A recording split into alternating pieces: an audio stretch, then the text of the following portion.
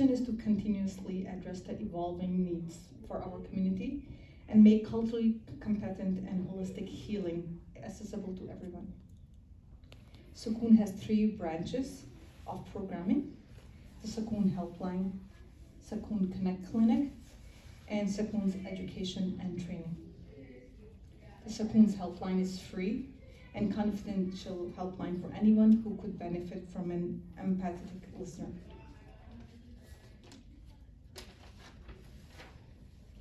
Our respondents are trained to provide support and with suicide prevention and mental health crisis intervention. They help you with assisting with coping and refer to all kinds of resources for further assistance. Anyone can call the Sukoon Helpline between 7 p.m. and 11 p.m. 6 days a week for an anonymous and free support. We encourage each of you to take a flyer for the helpline, and I think I have one right here. You'll see some sitting outside. You can take a picture, you can put flyers somewhere visible so people around you can also benefit from this service. Sukoon also seeks to empower through education and training and promotes mental health literacy in our community.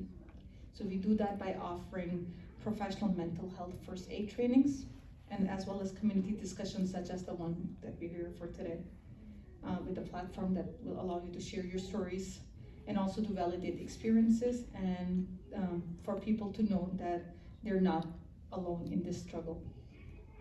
So this is our 6th Breaking the Silence event, and we would like to continue to provide information and a space for discussion on topics that are often misunderstood and swept under the rug. So today we have our wonderful panelists who will share some passion for these topics, as you do, and they are here to provide you with their unique insights and viewpoints on the subject. So I would take this opportunity to introduce my speakers today. We have Sister Sana Waswas, and she's a Palestinian American writer, theater artist, and an organizer. She's the chapter lead of American Muslims for Palestine, Minnesota. And in 2022 and being published in Palestine's Youth Movements, 2021 Gazan's Kanafani Anthology. Sana is a senior at Augsburg University studying creative writing. Having battled an eating disorder for several years, Sana sees art and activism as avenues to rediscover her truest self and translate her trauma into social change. She's passionate about using art to take back her identity and share her recovery story to help others heal. So I would take this opportunity to welcome Sister Sana, and she will take on from here. Thank you very much. Is it too much of a hassle? You're good? All right. Let's do this. I'm gonna try to just balance everything on here. Thank you guys. Can you guys hear me? Mm-hmm. All right. Thank you guys so much for joining us. I really, really appreciate it. This is the event that my 11-year-old self was dying for. This is the event that had I not, and I'll talk about this in my story, but had I not had a family that pushed me into treatment, the absence of this kind of space was the thing that could have cost me my life. And I want to start my speech with first thanking Sukoon, because I've been actually in correspondence with Sukoon Healing of the Minds for the past year about trying to raise awareness for a campaign like this. And I'm not just saying this out of courtesy, but I deeply admire the work that Sukoon Healing of the Minds does. I really believe this is a life-saving organization and service. And I just want to say that this is the pathway to social change. This is the pathway for, I believe that if just one person I don't know if someone on camera, I don't know if someone in the room, if just one person watches this talk and is impacted, then I believe that I have done my job. So we got folks that have just joined us. Assalamu alaikum. Thank you guys. So honored to be in all of your presence. So honored to have all of you here. So I want to, I think first, and by the way, let me, so how much time do I have? 25 minutes. Okay, I just want to keep track of time because I know we have the wonderful Captain Konani that's going to speak to you guys as well. So I want to start it out by actually addressing what I think is the elephant in the room. And no one has said this, but like, I almost anticipate that this will come up, or that somebody is thinking this as soon as that Instagram flyer went out and I became public about like this experience, this is my experience, I'm going to talk about it. And that is, why now, Sanhana?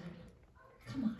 35,000 people have been killed in Gaza. People are starving in Gaza. There's people starving in Gaza, starving in the Uyghur concentration camp. There's people starving in Sudan, in X and Y and Z, right? Why are we talking about this? And to that I'll say a few things. And the first one is, I agree. Gaza is the most urgent issue of our time, and that there are many catastrophes that we should be paying attention to. And that is precisely why this conversation is necessary. Because catastrophe necessitates that we are all at our best health to be able to tend to that catastrophe. Wallahi, you guys, and I will explain what I mean by this. I would not be the organizer that I am today. I don't even think I'd be alive, quite honestly, and I'm not saying that hyperbolically, if I did not recover from my eating disorder. Blythe Bayard, a poet, she had this beautiful line. She said, "The thing that stands between my recovery and relapse is that you cannot change the world on an empty stomach." And that resonates with me. So yes, what is happening in Gaza, of course, that's catastrophic. And yet this is also the second deadliest mental illness. We can walk and chew gum. We can address what is happening in Gaza, but what is happening in Gaza doesn't make our community's traumas fly away. Starving kids in Africa doesn't mean that there aren't people here struggling with food in their own capacity. We can address all of these things at once. And I do also want to say, do you know the first thing that I did when the October 7th situation broke out and the genocide broke out? Do you know what the first thing I did? I was 5.5 years into eating disorder recovery. The first thing I did was skip a meal. Genocide and community trauma leads us to gravitate towards unhealthy coping mechanisms. And eating disorders are unhealthy coping mechanisms. They are coping mechanisms. And that's why we need to have this conversation. We absolutely do right now, especially as we're going into Ramadan. So I want to start, before I talk about my personal story, I want to talk about what is this story that I'm discussing. It's the story of what? A lot of people, when they hear me say that I want to talk about eating disorders, they think that this is a story of, it's that thing where teenage girls, they get really obsessed with being thin, and they look at a lot of models on social media, and I understand, I've been there too, right? I look at all these models and I really want to be thin, and you want to fit into a prom dress, and so you just really, really, really want to be thin and really, I'm not here to talk about that. So if anyone came into this room thinking that's what I'm here to discuss, I am disappointing you, because that's not what I'm here to discuss. I'm here to talk not about teenage girls wanting to be thin, but about humans that are dying to cope. And I mean literally dying. This is a fatal illness, you guys. So let me start with addressing some misconceptions off the bat about what eating disorders are. Eating disorders, contrary to this idea that it's about people just really obsessing over being thin, if I'm going to define eating disorders according to the DSM's definition, it is a mental illness characterized by a persistent psychological disturbance in our relationship with food that impacts a person's day-to-day functioning. Notice a few things.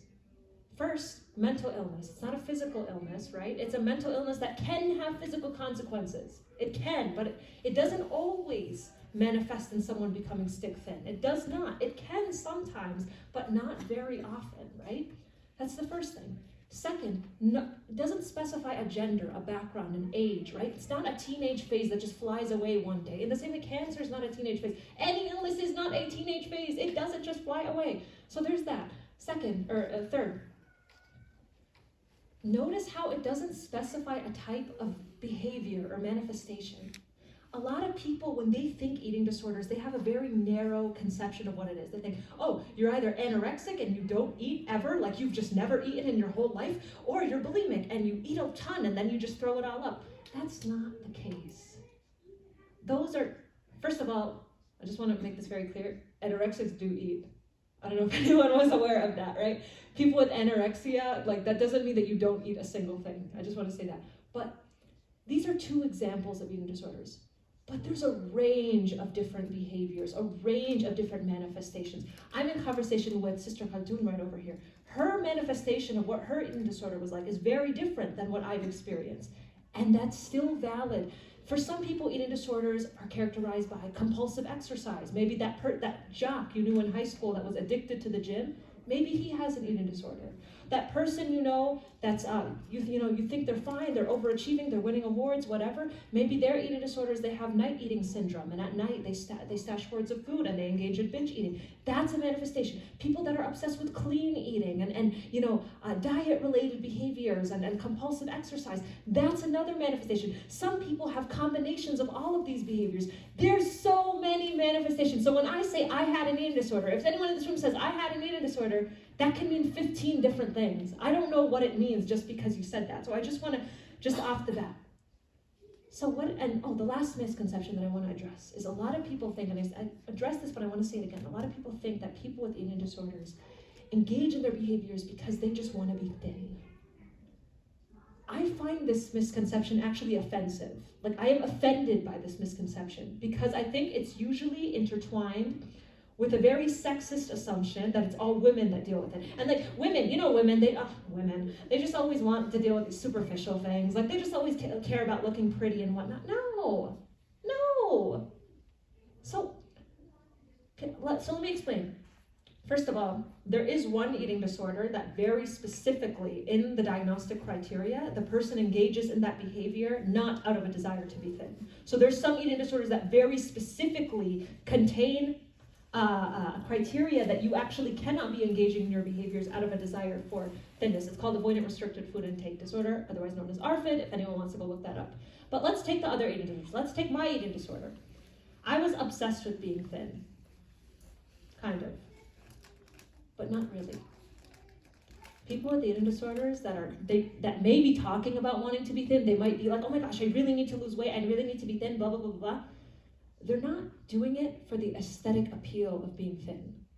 They're not doing it because they want to look thin and pretty. They're doing it because somewhere in time, they've internalized an idea that thinness represents something deeper. This is very subconscious, by the way. It's not consciously that they're like, well, I want to be thin because in my childhood, I internalized the idea that I had to shrink and disappear from the world, and so my eating disorder is a metaphor for, it's not conscious that they're doing, that it's a coping mechanism. It's more something that happens subconsciously. So let me explain what I mean by this. Some people I know developed an eating disorder because they were sexually assaulted, and their abuser said something to the effect of, praised the fact that they weren't stick thin. And this led some of my friends that I know to develop an obsession with becoming the thing that would repel their abuser. Yeah, so they might be like, I want to be thin and pretty, I want to be thin and pretty, but at the way back of their mind is like, no. You want to be thin because you want protection. There's other people that know that the opposite. I know some folks that had, were sexually assaulted when they were stick thin, and then they developed an inclination towards binge eating and wanted to essentially bury the person that was vulnerable to abuse. There's some folks that I know that maybe they are moving or their parents are divorcing or whatever, and there's circumstances in their life that make them feel out of control. And so what can they control? They can control their weight. They can control what they eat, right? So they might be like, I want to be thin. No, you want control. There's other people that maybe they were bullied when they were young and they just never felt a sense of self-worth, right? And then they internalize the idea, if I become stick thin, if everyone can see this, if I can accomplish something, I will gain a sense of self-worth. So it's not about food or being thin or vanity or superficiality. It's about people that are hurt. So then there's my story. What was I hurt by? I'll say this. Just to preface, there's actually some aspects of my story. First of all, I'm condensing several years into a very short period of time, so bear with me, y'all. But also, there's some traumas that I'm actually going to leave out of this just because it implicates some members of our community, and I don't know that we're ready to have some of these conversations, but I'll just keep it, I think, the general gist of what happened. So I can take my story as back as I need to, but I'm actually going to take it back to 2009. I was 7 years old. A little background on my family. I have 5 siblings, several of which have disabilities. And so I always felt like there was this dynamic in my family from a very young age that we were sort of vying for my parents' attention. And not to any fault of their own, if I watch videos of myself when I was a kid, one thing that I noticed, and we used to laugh about this, and I don't think it's inherently a bad thing, but I was always crying. And I mean, like, it became like a joke in our family, like, oh my God, she's always crying. And I watch every video, I'm crying, crying, crying. And when I was a kid, I used to laugh at these things. And then I got older and I was like, why did I always want someone to tend to me?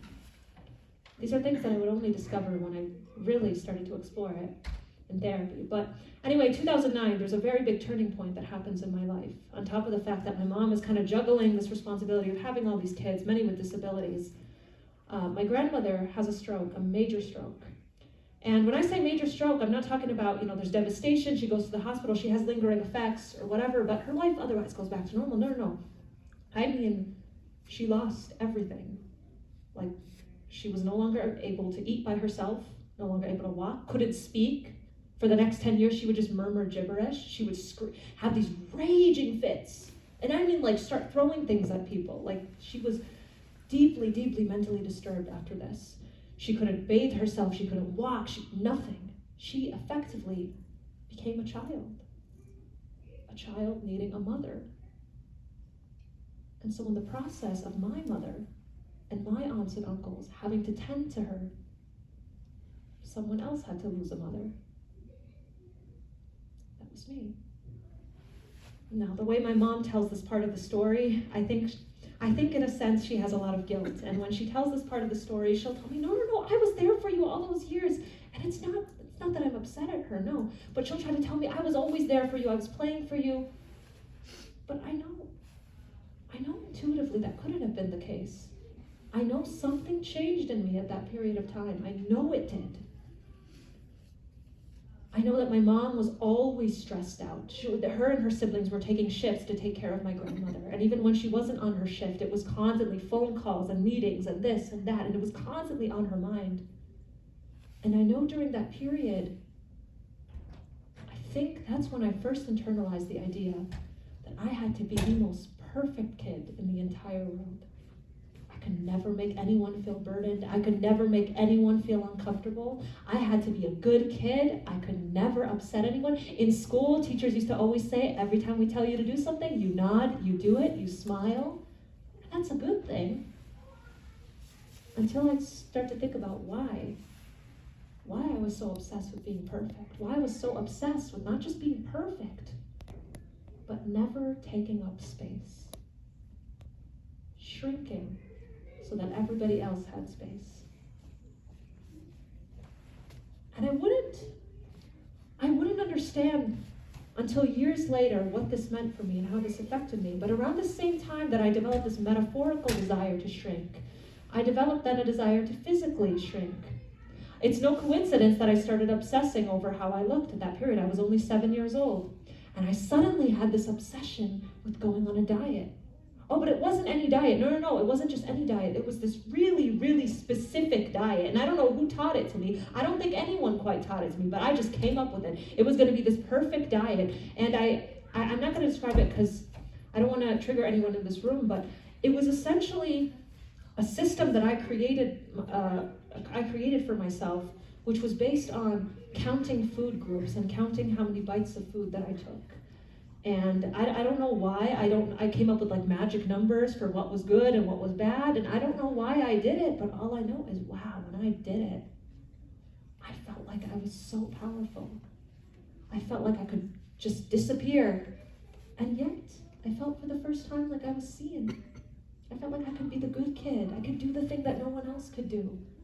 And it was all really twisted. A 7-year-old obsessing over this kind of thing. Anyway, that phase sort of died down at a certain point. I don't know when or why it died down, but at a certain point it kind of just died. But this baseline hatred for my body and hatred for myself stuck around for a really long time. And so 3rd grade, 4th grade, 5th grade kind of passed. And I always had this thought at the back of my head that one day I would just totally go cold turkey on myself. And I don't know why. There was like this hatred that was boiling inside of me, and it got gradually worse over the years.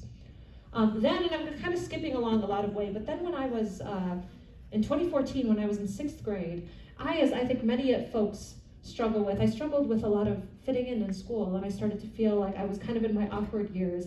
I was feeling like out of place a lot of the time, especially as a Palestinian of the diaspora. There comes kind of that layer, that complexity of feeling out of place in the world, feeling like you don't really have a home in the world, and likewise, like you don't really have a home in your own body. And I started to struggle a lot with depressive symptoms. It was around this period of time that I had my first episode of suicidal ideation. I had my first episode of self-destructive ideas, behaviors. Nobody knew about this, by the way. Like, this is on camera. This is the very first time the public knows that I was struggling with self-harm, that I was struggling with all of these things, because I wasn't allowed to say it.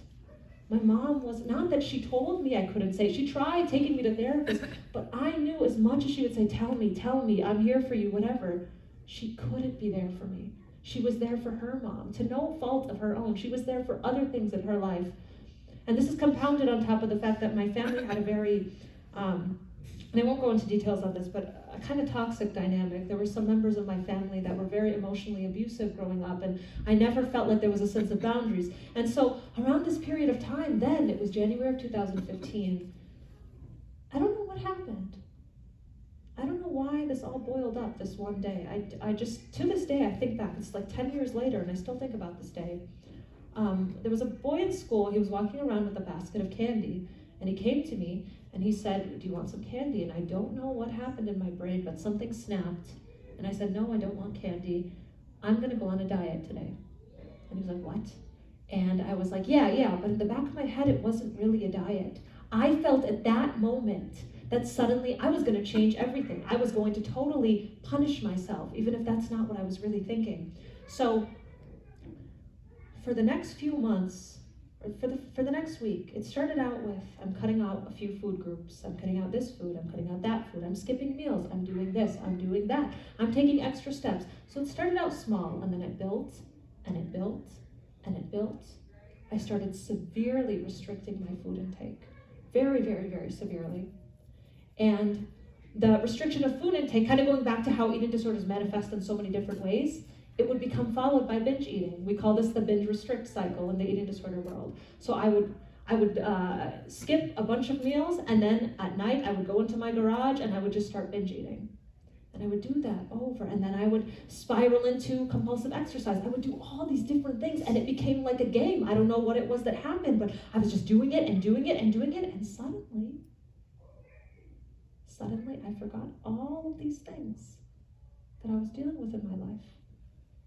The emptiness that I hated, that tortured me. The emptiness filled me. It was the very first time my mom asked how I was doing. And she'd asked me before how I was doing, but this time she really was concerned with how I was doing. And I was afraid of getting better, and then I would lose that. Afraid of losing the very first time somebody was there to hold me. So this sort of continued, and one thing that I want to address is people started to notice. And I want to talk about maybe some of the less than effective responses that I got. I would pretty much, and I think most of these people were well-intentioned, but the responses that I got, first, there was a person, multiple people, that suggested, Sanat, I noticed what you're doing, I noticed that you're struggling with this. I just want you to know that you can lose weight the healthy way if you want. Oh, no. My girl over here is like, no. Okay, a lot to unpack here. First of all, you can't destroy yourself the healthy way. There is no healthy, first of all, what this insinuates is that I, again, just wanted to lose weight. That's all it was, right? And what this is insinuating is like, that's what I want. It's just a superficial game to try to lose weight. And that I could find a healthy approach to do it. No! This was rooted in self-hatred. Okay, so that's the first thing. The second thing is, and I just want to throw this out, and I don't care who thinks it's radical, intentional approaches to weight loss are more often than not inherently unhealthy. Okay, I don't care who thinks that's radical. I can cite my sources and explain what I mean by that during Q&A. Intentional approaches to weight loss are more often than not unhealthy. If someone's weight is a consequence of bad lifestyle, change the lifestyle. but we all need to be adopting healthy lifestyles regardless of our weight. So I believe in the health at every size approach, which basically says it's the lifestyle that needs to change. If weight is going to change as a consequence of that, then so be it, but that's not the point. The point is the healthy lifestyle. So anyway, I can ramble on about that later if anyone cares, which I care a lot. So then there's some folks that said, and this is, I think, the very, very worst one that I hate, that I think a lot of people have normalized, but it's actually not as normal as we think it is. There's some folks that were like, you know, Sanat, you're already so thin and pretty, and if you do this, it's not gonna look good, you're gonna look emaciated, you're gonna look this. And they meant it as a compliment, that they would come to me and be like, Sanat, you're so pretty, why are you doing this? And it's like, no. That's all I can say right now, no. Okay, so there's a few things wrong with this. I actually just want to open it up to the audience quick. Can anyone tell me what they think is wrong with this statement? So focused on appearance. Yeah. Right. So focused on appearance. Yeah, You're absolutely. You're insinuating that the person thinks that they don't necessarily like themselves already when you don't know that. You don't Sure, know what yeah. the reason is. That's also, there's a lot to unpack, yeah. Almost to see you, your appearance. Yeah. But you want someone to hear your inner child. Yeah, You yeah. want that this is your coping strategy, right? Right, So right. Your inner child is screaming Yeah. to be heard, to be seen, to be validated, to be wanted, to be loved. Mm-hmm. You know, mom or any other figure in your life. Yeah. And then people are coming giving you free advices. When you're not clearly doing it for physical appearance, you're doing it because it's a coping strategy for you. Right, yeah. So these are all good answers, but I think there's another one that's, I think a lot of people aren't aware of. Eating disorders, let me just tell you something, I know this is gonna sound really messed up. Eating disorders actually don't really care if you look emaciated and someone thinks that's gross. I know that sounds really weird, but like an eating disorder is an illness. And when an eating disorder person hears you look sick or you look emaciated or you look skeletal, do you know what the brain thinks? It thinks, I've done my job. I was good. Oh, I did good. See, I did a good job at doing blah, blah, blah, blah, blah. It's so distorted and it's messed up, but it's the reality. So if you want to address someone with an eating disorder, I like what you said. Address what they need. And what they need at that moment is for you to hear them. They don't need you to sit and give them compliments about their appearance. Just don't talk about their appearance. That's just like the bottom line I'm going to give you. You want to help somebody with an eating disorder, do not talk about their appearance. So how much time do I have left? Just want to make sure that I'm good on time. This is so good. We're not going to keep track of time. Okay. Do you want me to keep going? Okay. Okay, we don't have the other speaker. Okay, I don't want to take from your time because I know.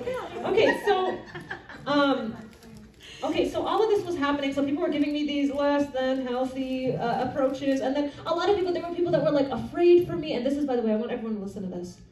There's a lot of people that were afraid for me, that were telling me to stop, and then they themselves would model behaviors and ways of thinking that it reinforced my disorder. Okay, so I had so many people coming to me like, this is unhealthy, blah, blah, blah, and next thing you know, they're sitting in front of me talking about how they can't eat this and they can't eat that because they're going to get fat and they're going to do this and they're going to I see parents all the time, and I know this is not as a disrespect. I know people make mistakes, people are well-intentioned, but one of the biggest red flags that I can just warn people against, do not talk poorly about your body in front of kids.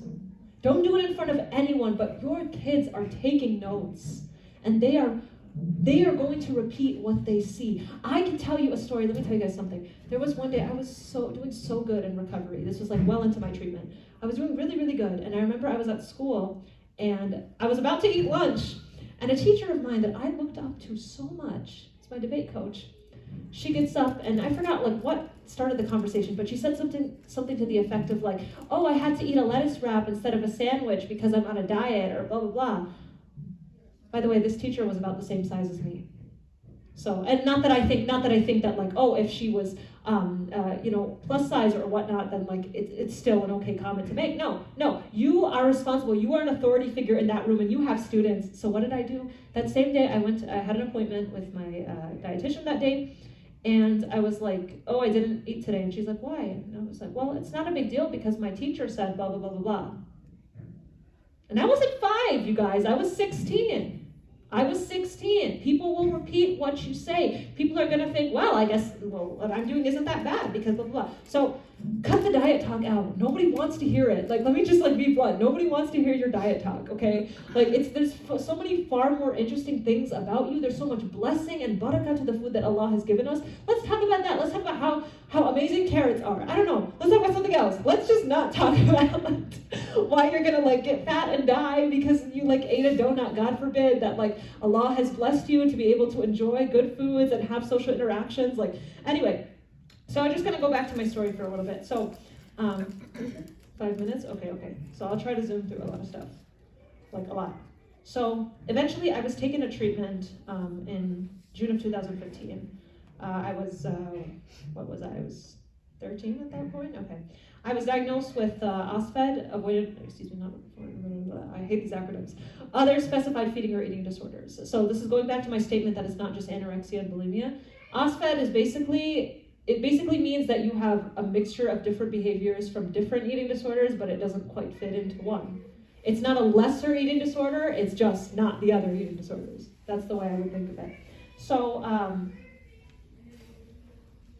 I stayed in treatment for quite a while. During that period of time, I would deny that I had any sort of issue. I would tell everybody that there was nothing wrong with me. And my situation continued to deteriorate over time. It went up and down. I would win awards at school and I would do all these cool things. I'd be like, see, there's nothing wrong with me. See, look. But at a certain point, there was a certain point where that started to change. And I'm going to skip through a bunch of things. The fall of my freshman year of high school was when I was encouraged to join the debate team at school. And I'm trying to condense a lot, by the way, you guys. The fall of my freshman year of high school, this is fall 2016. And I remember joining, and I remember for the very first time, I started to feel like my malnutrition was conflicting with my ability to perform. I found this thing that made the light just go up in my eyes. For those of you that know me, you know I'm an artist, I'm a speaker. I could just go on forever about how much I love public speaking. And suddenly I was there, I was in this arena, but I couldn't perform to my best of my abilities. And I told myself, no, it was fine. I could just suck it up, I could just do it, right? I couldn't. So what I had to do is I kind of cut back on my eating disorder behaviors a bit, but I still sustained it. I was like, okay, fine, I'm gonna power through this season, and then I'm gonna go back to my eating disorder. But I realized over time it wasn't working. Over time I tried to go back to school and be my good person, my accomplished self, and it just wasn't working. I was trying to do the things and it wasn't sustainable anymore. I wasn't able to do all the things anymore. And I would try and I would try again. So it continued throughout 2017, and then something happened. Fall of 2017. I joined debate again. I joined my school speech team and I joined theater. This was my biggest year as far as performing arts goes. I really started to dip into what I believe is my potential as an artist. And at this point, I'm starting to really feel like these two things cannot be reconciled. They cannot be reconciled. But I kept telling myself they could be. I could do this. I could do everything just fine. But before I knew it, I was passing out. Before I knew it, I was too dizzy to complete tasks. Before I knew it, I wasn't able to think straight. And then I was so frustrated about it. I thought it was a deficiency on myself. My therapist, one day, we had this big argument where I was insisting, and I know I have to wrap up, but I just want to say this. I was insisting that this is fine, that I can continue doing what I do. My therapist looked me in the eye and she said, Sana, you have to pick. You have to pick between what it is you want to do in life, what it is you believe your calling is, and this. So I want to wrap this up. I know there's a lot I could continue talking about, but I want to tell you that it was a simple choice. I was struggling with how to end this story because I was like, how do I simplify this? I want to tell you that khalas, it was just this happily, it was a linear, and then I found performing arts, and then everything was good and dandy, but it wasn't. But that wasn't the case. But what it was is that I had realized I had a bigger purpose in my life. I had a much bigger purpose in my life. And there was one day that I got up on a stage and I performed at the AMP National Conference. I didn't think I could perform. I didn't want to perform that day. But I wanted to. I really wanted to. And when I got up, and I still remember very vividly, exiting the stage and thinking, girl, that's what you can do when you're nourishing yourself. So, I want to wrap this up because I know Sister Khatun wants to speak, but I do want to just read one quick thing to you guys. I'd like to tell you that after that instance, that the next few months things were fine, but what actually ended up happening was I would struggle. I would go up and down. I would struggle with continuous suicidal ideation, with depression, with self-harm, with OCD, with now chronic pain. All of these things continued and still continue to this day. But I would not be the organizer I am today if I did not choose to recover. I want to read to you guys this thing that I wrote. I found this. I want to hold it in my hands. This is my journal from when I was 14. And I brought it today, and I dug it up. I haven't read it in years, you guys. So, I said, someday I will take my life back, and I will keep it, and I will never again let anyone or anything take it away from me. Someday I will try to find someone who understands, someone who knows what I'm going through, someone who can fight this with me, and then maybe just then I will know that I am not alone. Someday people will understand me and care. I won't have to feel ashamed of myself and inadequate to complete all my responsibilities. I will stand my ground through the chorus of voices, overwhelming me with the amount of tasks I haven't completed to my potential. I will be mindful, and maybe just then I won't have to prove myself. I will work on what I am now rather than trying to prove I am sick enough for people to care. Someday people won't be so oblivious. They will care. Someday I will be stable enough to not rely on others. Someday I will stay true to the purpose God gave me. Ramadan will be about tranquility. Dates will be sunnah and not X amount of calories. I will be able to let go of the hate I have for myself and despairing in God's mercy and say to myself, God will forgive me. Someday when it's gone, it'll be gone. I'll finally be able to let go and never look back. As I write this, the thought is scary. I will no longer try to mimic those behaviors. My disorder will no longer be a part of me. I won't need this disorder, for it needs me. I will find the strength and confidence to tell my story, to say all the things I wish someone said to me. I'll say it with no more doubt that I was ever truly sick. I will learn the reality, so whatever it may be, and someday, the day I will finally tell my story, I will inspire someone, anyone. My ED will never make me feel confined. I will pursue my dreams. I will try to free Palestine, Syria, and every victim of trauma and war. I will perform in front of a large crowd, poetry that I myself will create through talent. I will one day be proud of it. I will make a difference. And who knows how far the ripples will travel. Someday I will read through this again and say, I finally made it.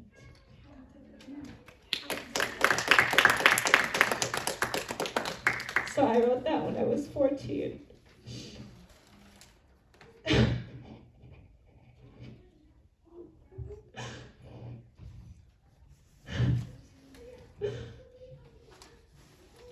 Thank you. It takes a lot of courage to be able to speak like that at 14. Thank you. It takes so much courage for us to overcome something with those words. And I know Allah has made that possible already.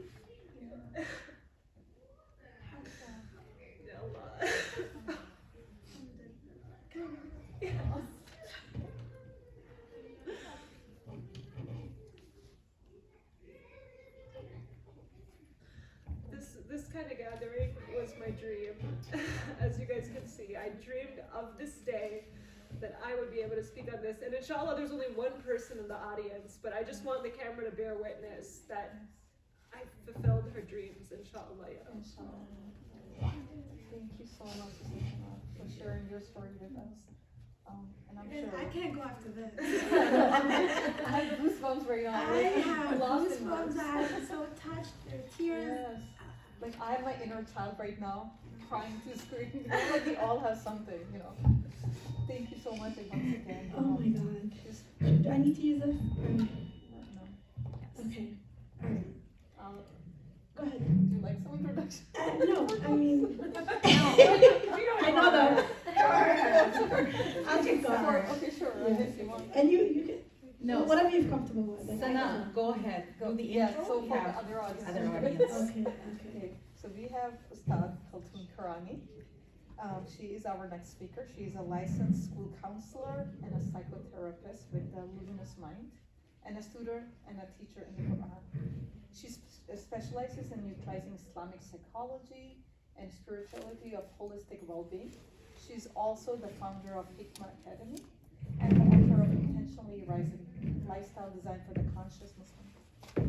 As a teacher of tafsir, she focuses on intentional Islamic living and spiritual growth, emphasizing Quranic meaning. And let's welcome Ustad Quran. Thank you. Thank you. Bismillah, alhamdulillah, wassalatu wassalamu ala rasulillah. Rabbi shrah li sadri wa yassir li amri wahlul 'uqdatan min lisani yafqahu qawli. May Allah subhanahu wa ta'ala make this talk beneficial, make it easy, make it guide my tongue and my heart to that which is true and wise and beneficial for all of us, Ya Rabbil Alameen. So, this is the first time I do a talk like this, talking about my own personal journey. When Sidra contacted me, she said, I found this article that you wrote for Lifetime magazine. And I was like, oh my God, how did you find this article? And I remember I wrote that article, I was so happy. It was like a dua answered for me to write that article. But I never had the courage to share it. I shared it with a few friends, and my friend was like, how come you didn't post this on your social media? I'm like, no way I'm gonna do that, you know? Because it was really raw and it was my own personal experience. May Allah put barakah in it, may Allah put benefit in sharing our own stories. So I was, from the time I was 7 years old, I remember people putting me on a diet. Okay, from the time I was 7, I remember being told, put that down, you're gaining weight, you need to lose weight. I remember the doctor telling my mother she needs to lose weight. Everybody around me was telling me, Kultur needs to lose weight, Kultur needs to lose weight. Everybody that saw me would comment on my body. I think the most interesting comment that I got was, I was in a city bus, and the lady said to me, you're so beautiful, if only you lost some weight, you could be a model. And I was like, I realized like as a kid, and even as an adolescent, I never felt I'm ugly. I never felt I'm not beautiful. Maybe I never thought I'm beautiful, but I also never thought I'm ugly. I never thought I needed to change my body so that I would look better. But this was the messages that I was getting from everybody, right? And so when I was 20, this is when I was 7, 8, 9, 10, 12. And so you guys, like, I grew up, my mother, may Allah, protect her, she owned a restaurant. And she was gone the whole day. She became a widow, she was gone the whole day, and the food used to come from outside. And so the majority of the food we ate was always from outside. No one ever cooked in our home. The first time I saw my mother cook a meal, and she's the best cook ever, was when I was 14 years old, when we came to North America. And so when I was like 16, I think I tried my first diet. And this was, I think it was called, it was shakes, Quick Star diet. I don't know what, Lifetime or Life something, I can't remember the name. But anyways, you drink all these shakes. They were really nasty. Breakfast? Like meal replacements. Meal replacements, right? So I kept on doing those things. My brother and I were both overweight, and we would try every single diet that existed, right? And I remember when I was 25, I went to see the doctor because my periods had stopped, or they stopped coming. And the doctor said to me, how about you have weight loss surgery? And I remember looking at her and saying, I don't know anything about that. Like, what's up? What is that? I looked it up. My doctor really pushed me through it, and I ended up having it at the age of 25. And I say this because my doctor presented to me a solution to a problem, which was I'm overweight and I want to lose weight. But she didn't address my emotional health. They did a psychological evaluation, but they didn't help me understand what it was. Everything that was being done was for the benefit of get the surgery, right? And nobody said, Platoon, how are you feeling? What's going on in your life? Who are you? What's important to you? None of that. What do you eat? Nobody said none of that to me. For the 6 months before the weight loss surgery, I had to change. I had to show that I could lose weight, and they put me on a thing where I had to eat salads. And that was the first time in my life that I ate salads. Nobody said anything about what do you like, what's your lifestyle like, right? And I don't think my lifestyle was healthy. It didn't, it contributed to unnecessary weight on my body, but I was overall healthy, right? And so I wish, like at the time, obviously, you know, I believe in when you pray istikhara, when you make dua, Allah subhanahu wa ta'ala, like the Prophet tells us, you will never regret. And I don't regret that decision. At the same time, knowing what I know now, that was too immature for the doctor to present to me without her knowing and taking time to understand who I was, right? And then fast forward 10 years later, I had already gotten married at this point. I had had a child. 2017 was a really, really stressful year in my life. It was in graduate school. I was trying to get pregnant for the second baby. It was getting hard, like I couldn't get pregnant. I was having personal relationship issues. I was taking care of my mother. I was doing community stuff. I was working on small business. I was also a graduate student. So there was a whole lot.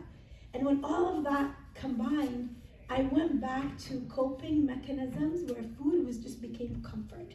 I was eating food and not the best of foods. Like I would go the whole day maybe just eating ice cream, you know, because it comforted me. It was a way to numb my emotions. It was a way to just satisfy emotions and control emotions rather than being curious about how I was feeling and asking myself, what can I do differently? And so I remember going to the doctor and I sat there crying, and I felt defeat. I felt like I'm still at war with my body. Like, why am I fighting with my body? Why am I constantly trying to change something? And I had gained a significant amount of weight that year. So this doctor was more holistic, alhamdulillah. She sent me to therapy. I think that was the first time I learned about what eating disorders are. I was also given that diagnosis of otherwise unspecified otherwise, because for me it wasn't overeating or decreasing, it was just basically an unhealthy lifestyle that was not sustainable, right? Or let me say, food choices that were really not nourishing my body, right? Maybe they have pleasure, maybe they have it helps with that emotion or whatever it is that you're feeling, but it's not nourishing you. And I remember my therapist, this is one of the first times that I really started to become aware. And you guys, awareness is so important to any journey of healing. Awareness to your mindset and what is unbalanced. I remember my therapist telling me, Kaltun, I need you to put away your scale. And I freaked out. I was like, how would I know what to eat? And I was like, oh wait, I thought to myself, Kaltun, do you eat for the scale or do you eat for your body? Who controls what you eat? Where are the signals coming from? You know, and at the time I had a 4-year-old son, and wallahi, I used to look at him and see how natural the way he ate was.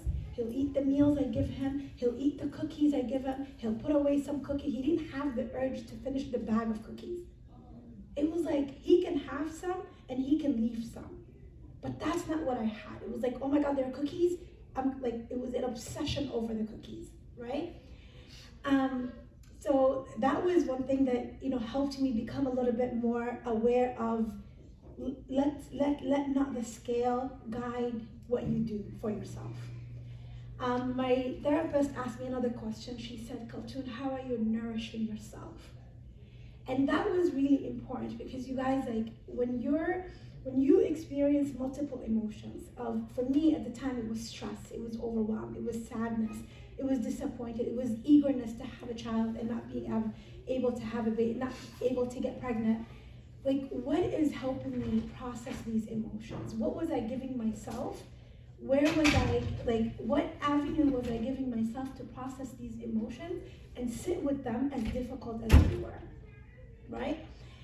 I also was working with an NLP coach at the time, and NLP is basically neuro-linguistic programming. They're able to get into your subconscious somehow. I don't know, I used to tell her, you're just doing magic, but it's not magic. It is a modality, a therapeutic modality. And what came up for me in one of the sessions that I was working with her was the person who violated me as a child, the person who was really mean to me, hurtful, and sexually violated me. And the image that I got was I was so angry at this person that I was consuming food, that I was doing it like in spite to make this person angry. But that was my inner wounded child. It wasn't Khaltoon, the wise woman, the adult woman who has this knowledge and experience today. And you guys, like, it's easy to say, yeah, I became aware of it, now it got fixed. No, of course, I honestly feel like this journey is one Allah subhanahu wa ta'ala has given me to deal with the rest of my life. It's not gonna go, because it was so deeply ingrained in me, right? And then, so I gained a lot from that therapeutic relationship that I had with my therapist. She is now still my therapist, alhamdulillah. I, at some point, really learned to distance my difficult emotions and food, and it's not always like, it's not perfect, right? But alhamdulillah, it has gotten me to a place where I could say, food does not control me, right? And food does not control me, and it does not overpower me, right? The other thing that I did for myself that I also wanted to talk about was I started working with a dietitian. She was the most gentle, beautiful soul, I never knew anything about intuitive eating. I wanted to bring the book today, but I couldn't find it in my bookshelf. It's called Intuitive Eating. So with this dietitian, I would go over the chapters of this book. And the book has many chapters and many principles. And the first one of them is let go of diet culture. And what that meant for me was whatever eating style that I had was an eating style that I would live with the rest of my life. It's not temporary. It's not something that is like, you eat this way so you can lose this amount of weight. No, it's eat this way because it's healthy for you, and you do this the rest of your life. And it's connected to what Allah subhanahu wa ta'ala says about food. Like the food that we eat is halal and it's pleasant. It allows you to nourish your body, right? And an accountability for someone like me who I would say, like, I need an accountability, I need something that holds me accountable. Allah subhanahu wa ta'ala, the Prophet sallallahu alaihi wasallam tells us that on the day of judgment, the son of Adam will not leave his place until he's asked about 5 questions. One of them is, how did you wear out your body? How did you wear out your body? And you guys, like, the older you get, your body is less forgiving, One of the things that I learned was to diversify the food. Like, when I tell you I never ate vegetables, I never ate vegetables. The first time I ate vegetables, or my friend, I was her guest with her in Texas, and she made eggs with zucchini. And I was like, what is that? I don't know what zucchini is. I don't eat that kind of stuff. She looked at me and she said, well, today you will. And ever since, like, you've seen my eggs, they're filled with vegetables, right? I used to have this aversion because I don't know why I didn't like it. But it was also taught to me, like, you need to only eat that you can't eat these other foods because you're overweight and you need to change your body, right? And I'm trying to find the list of the principles. You're not supposed to be here, honey, go back. Library, so you're rejecting the diet mentality, honoring your hunger, like knowing if your body says, I'm hungry, and listen to it, don't ignore it, right? Making peace with food, and this is another one where, you guys, like, cookies are not haram, right? Cake is not haram, ice cream is not haram. If If you have it day and night, then something is happening with you'll become malnourished, right? So you change. You don't do that because you want to nourish your body with all types of vitamins and like whatever healthy ingredients that are in the food that you're eating. You need that for your body to have the strength to do what Allah subhanahu wa ta'ala asked you to do. You will not be able to wake up for Fajr if you didn't eat well the night before, right? You will not be able to fast Ramadan. I remember a few years ago, actually after I had the surgery, because the way you eat changes, I used to get weak a lot. And so after fasting a couple of days, I would break my fast because I wouldn't be, like I would have no energy. And then I realized that if I ate protein and vegetables for dinner, for iftar, I would have energy the next day to fast. And that's like, so whenever Ramadan came, I would remove certain foods, even though the intuitive eating says, what is it? Movement, no. Respect, no. Emotions, fullness. Make peace with food. Yeah, that's number 3 actually. It talks about making peace with food. Meaning the food is not your enemy. The food is not like evil in and of itself. But understand that certain foods have biological consequences in your body, right? And so then asking yourself the question of what helps me feel strong, focused, energy. Like especially for me, the days I don't eat foods that might like protein or healthy like foods, or like if I don't eat enough protein, I feel it the next day. You'll find Khaltoon in bed, like not able to get up. And I don't know, like this is pretty much because of the surgery that I had, and that's why I don't regret it. Like I feel like Allah subhanahu wa ta'ala also gave me out of that experience. It was a tool that helped me better serve my body. Even though looking back, I wouldn't recommend it to somebody today, but it is something that helped me do this right now, right? Then one of the other ones that was really emotional when I was working with my dietitian was respect your body. When we talk about I want to lose weight, I want to change this, I want to change that, we're constantly criticizing this body. We're not taking a moment to be grateful for it. We're not taking the moment to say, like, I don't care how it looks. Alhamdulillah, I'm walking. Alhamdulillah, I'm able to pray. Alhamdulillah, I'm able to get things done. I'm able to reach out and get what I want from the fridge. Alhamdulillah for the abilities Allah gave me in this body, right? Alhamdulillah that it is healthy at this point, right? I remember like when my dietitian talked about that, it was the first time that I realized, like, I don't even say Alhamdulillah for my body. And that's like, how big is that? Like, without your body, where are you? Instead, like, being at war with it and constantly criticizing it. Cope with your emotions with kindness.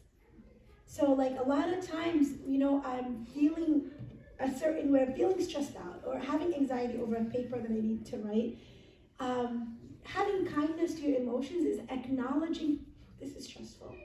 Calling a friend and talking about it, calling a classmate and saying, how did you prepare? Like, do something that reduces that anxiety. Dealing with the emotions means I do something about what I'm feeling in relationship to what it is about, right?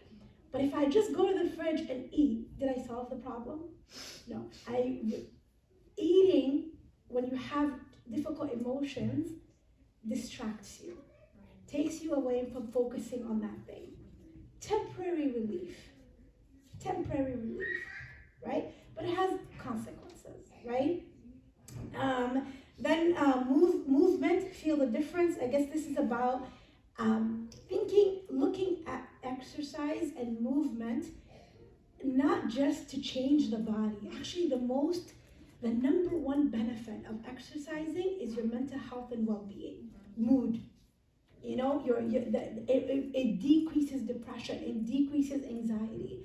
It has to do with your mental well-being more than it has to do with your body. And of course, more like the move. Like, so there's a saying, and this is a simple thing. Like, how many of us are sitting constantly for work? Sitting is the new smoking, because the body was created to move. and it needs to move, and this is what gives it health and vitality. And then honor your health with gentle nutrition. And this is what I loved, and this is what I would say was the biggest outcome for me from my journey, is learning what healthy foods look like, learning what nutrition is, learning what vegetables are. Like, my son loves vegetables more than I do, because I started this journey when he was little of giving him vegetables, putting it on the plate. He has this, he enjoys it more than I. For me, it's still a mental effort, unless it's really well cooked and well seasoned, right? So this is about intuitive eating. The other part of my journey that I feel like, and it really was like a dua answered. I asked Allah subhanahu wa ta'ala to heal me from the trauma that was contributing to my overeating, you know? And I can honestly say after years that alhamdulillah, Allah subhanahu wa ta'ala has done that for me. And now, like, how can I live my life in gratitude to Allah subhanahu wa ta'ala, and knowing that my biggest test was in the way I care for my body. How can I live a life in which I present this beautiful body to Allah? And a beautiful body to Allah is not one that is skinny or fat or curvy or size 12 and size 16. No, a beautiful body is one that was well cared for, well nourished. In the article, I also talked about like the benefits of fasting, you know, and how like for me, I realized that the more I fasted, whether it was intermittent fasting or Islamic fasting, for me it was Islamic fasting that helped me focus my attention on other things other than food. You know, fasting was really difficult for me in the beginning because of my condition.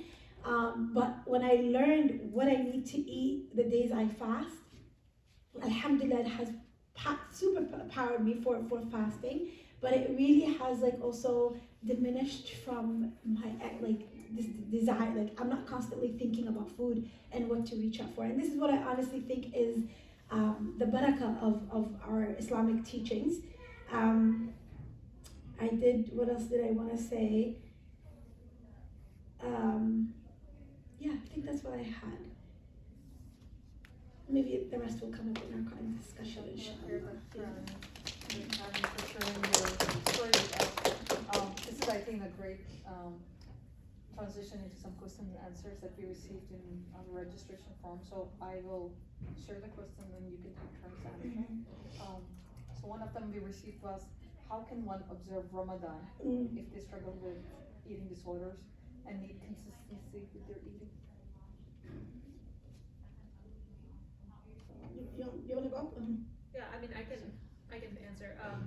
So I think as a whole, Ramadan can often be a very, very difficult time for folks with eating disorders, and everyone's experience is different. So I know Sister Khartoum said that it was something that was very beneficial for her, and that is a totally valid experience. But I think we all differ. And one thing that I have noticed is that a lot of folks struggle with eating disorders, with a worsening of their eating disorder during Ramadan, myself included, by the way, myself included. One thing that helped me, just kind of like blanket advice, is like make sure if you are making the decision to fast in Ramadan, you are doing it under guidance of a health professional.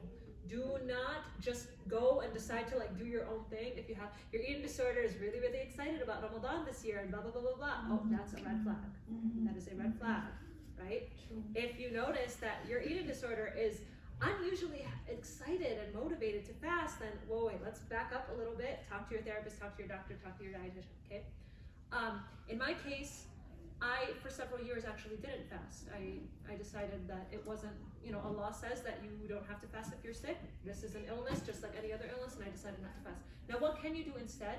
Maximize all non-fasting related rituals, right? Ramadan is not just fasting, and I find it offensive when people try to boil it down to such that this is the month that the Quran was revealed. This is the month that we can partake in. Dua is maximized, the barakah that you get from dua. All these things, benefits of Ramadan that have nothing to do with eating. I mean, I think that when we only focus on fasting, we're making it as if the elderly, as if those with chronic conditions, like khalas, it's done for them. They can never. no, I mean, that's the beauty of Ramadan, is that Allah has given us these different avenues to maximize our barakah. So for me, I attended Taraweeh all the time when I wasn't, well, I tried to attend Taraweeh all the time when I'm fasting anyway, but I attended Taraweeh all the time. I tried, if there was like big dinner parties and I was feeling at a certain point, like maybe it was overwhelming to eat in a big crowd, maybe I like found my own space, or like got like a friend to like sit with me and we would just sit and eat together. You know, find these different kind of workarounds to like situations that might be really triggering. Or like if there was a discussion that I felt was very triggering happening like at the dinner table, like someone was like, oh, I can eat this now because blah, blah, blah, blah, blah. Like, I was like, I'm not here for your BS. Like, I'm just gonna walk away from this, and kind of know when it's a good time to walk away. That's my suggestion. Oh, and just one quick thing, also be a self-advocate. Like, seriously be a self-advocate. Let me tell you all a story. My first year that I decided not to fast, I made the very big mistake. I got on the phone with a Muslim scholar from our community and was like telling her about, I don't know why I felt like I needed to justify it to her when my doctor, dietitian, and therapist that had known me for years and years and years all told me not to fast. But I was sitting on the phone and I was like, hey, listen, this is my situation. Do I have to fast, blah, blah, blah. And she basically kind of shamed me and told me that I just like needed to understand the benefit of fasting and blah, blah, blah. And I was so frustrated by that, I shut the phone on her. Yeah, I shut the phone on her. No. But the reason why I say that is like, I'm not a person that ever shuts the phone on people. But that moment I was like, you are not gonna sit here and talk to a 15-year-old girl that is telling you that they are deeply suicidal and self-destructive and tell her that she's a bad person for not knowing how to fast. So be a self-advocate. When that happened, I moved on, I talked to my therapist and I was like, you know what? I'm just gonna move on and listen to your advice. And that was a healing thing for me. You know, I agree with the part of being connected to your health professional and your therapist. Sometimes eating disorders are treated with medication, so maybe you have a psychiatrist that is prescribing medication. Talk to them and see what they think about fasting. Something else that I didn't know about, and it was helpful to me this Ramadan. Like my doctor said to me I shouldn't fast because of medications that I'm taking, and I went back, got different opinions, and they showed me all these research articles that were done in relation to that mental illness and that medication that was being taken and how Muslims around the world did with it. So if we looked up, and I didn't look this up, but this is something that the doctor can do with them. Look up what is the research telling us about eating disorders and Muslims fasting in Ramadan. You know, and the research usually has a big pool of people that they are studying. So it's not just one or two people's experience. Does that make sense? And I guess at some point, like, you know yourself, like when I used to break my fast because I was getting weak, my friend used to tell me, like, look at you, you're doing something haram, like this is not okay.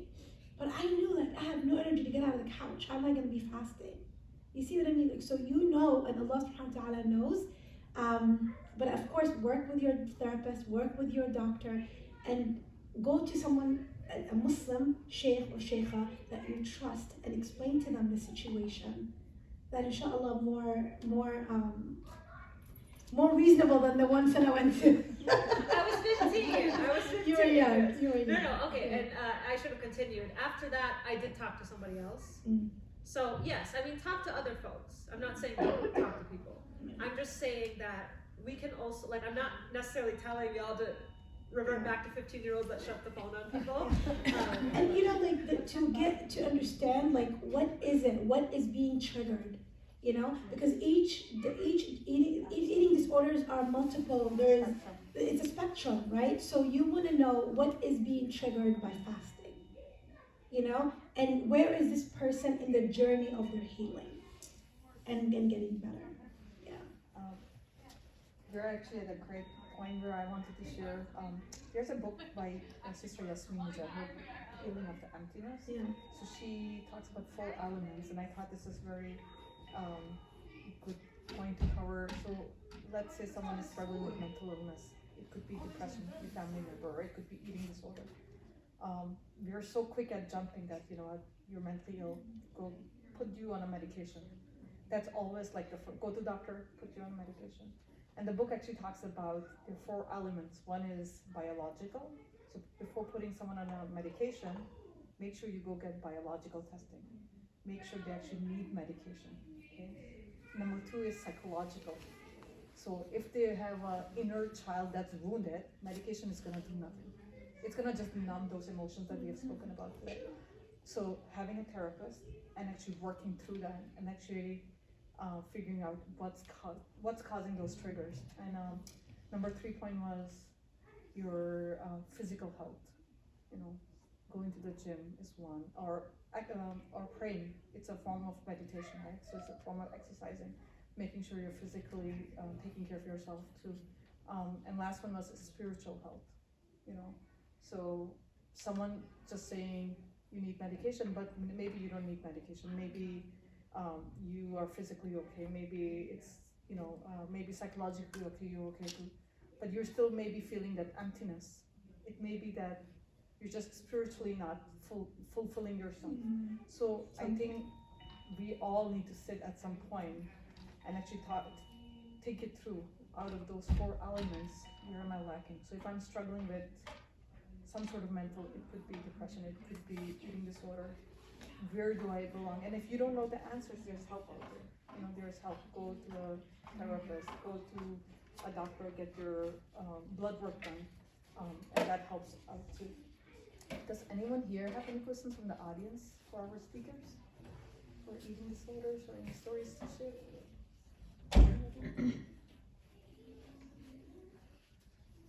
Well, with that said, I would really like to thank our speakers, Sister Samara and Sister Khaltoon, for providing us with such an informative session, and also, of course, would like to thank you all for attending tonight.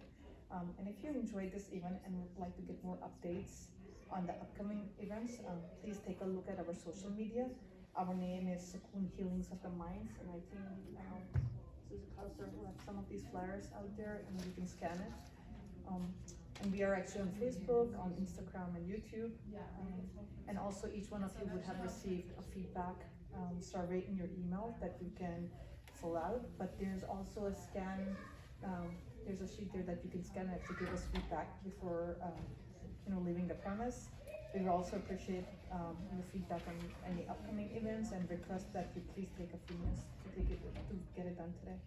And of course, before we end this program, remember eating disorders as well as mental health struggles and mental illnesses can affect anyone regardless of age, gender, religion, economic status. And no one should have to struggle in silence, and just okay to ask for help and get support. So make sure you take care of yourself, and thank you for again coming tonight. And last but not the least, we also have, if you're interested in volunteering and doing an internship with Sakun, Healing of the Minds, we do have internship opportunities right now. We're looking for outreach, and I see someone shaking hands. So if you were to scan this, I think it'll take you on the website, and they have listed some internship opportunities which are paid also. So we would love to have you, in one of our outreach activities. And with that said, thank you so much for joining. Assalamu alaikum.